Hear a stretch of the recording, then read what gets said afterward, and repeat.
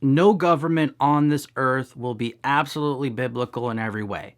No matter who's in office, sin will always occur. However, I do believe there are better and worse forms of government. The more biblical principles we can recognize and apply in our governments, the better our society will be. I believe a smaller government is better than a bigger government because of the principles I see in Scripture. Therefore, here's one reason, among many others, rooted in Scripture, why a smaller government is better. A smaller government is better because the Bible promotes personal freedom. For you were called to freedom, brothers. Only do not use your freedom as an opportunity for the flesh, but through love serve one another. Galatians 5:13. What is freedom? Freedom is the ability to do what you want. In a world of sin, a free society must have some form of government to protect the individual freedoms from being violated by other people. This is why I believe that a government, at its best, should restrain evil, but not attempt to manufacture good. To live in a free society, people must have the capability to make good and bad choices that produce good and bad results. And yet, we know that evil people, which is all of us to some degree, can cause harm if their freedom is not restricted. A government should only restrict an individual's freedom if it is violating the freedom of another individual. Notice the emphasis on this principle in Romans 13:3-4. For rulers are not a terror to good conduct, but to bad. Would you have no fear of the one who is in authority? Then do what is good, and you will receive his approval, for he is God's servant for your good. But if you do not, be afraid, for he does not bear the sword in vain. He is the servant of God, an avenger who carries out God's wrath on the wrongdoer. The emphasis of a government promoted in Scripture is one that punishes the wicked and approves of the good. Approval is not the same thing as promoting. Approval is a passive action, so a good government should be passive in promoting good because it's just meant to approve of good, not force good. The focus of this type of government, therefore, is not on forcing what it thinks is good, but on punishing what it thinks is bad.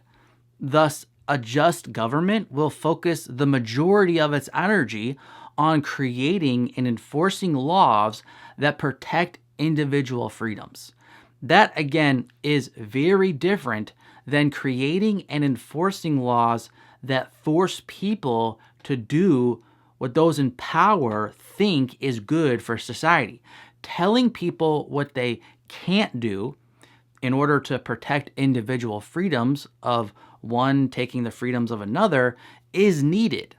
What is not needed is a government that identifies what ought to be done and then forces people to do those things. That violates personal freedom, which is a biblical principle.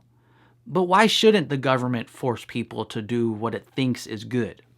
For one, we all disagree on what is actually good.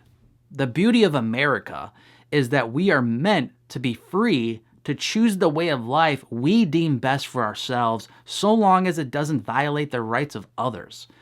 It is biblical to let people reap what they sow. Second, the government should not force people to do good because true goodness cannot be forced. It must be chosen.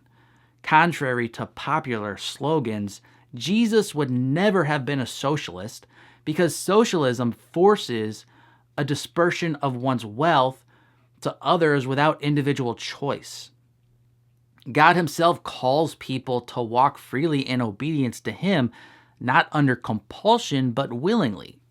You could see that principle in places like 2 Corinthians 9, verse 7. He never forces someone to obey his word.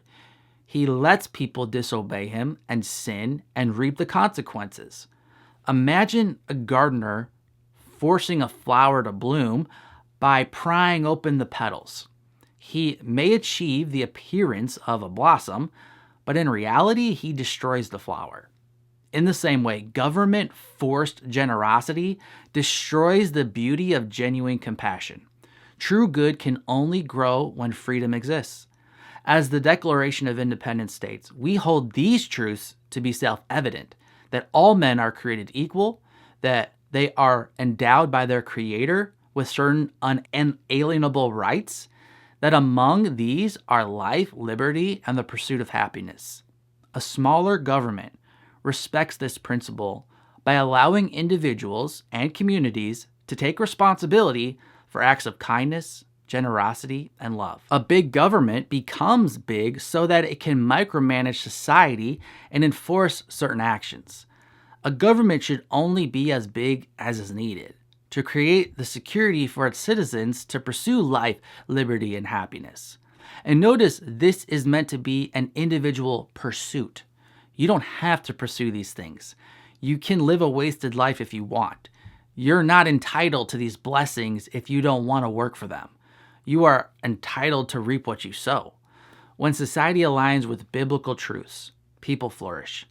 Not because government forces them to, but because God designed freedom, responsibility, and accountability to be the soil where genuine good can grow.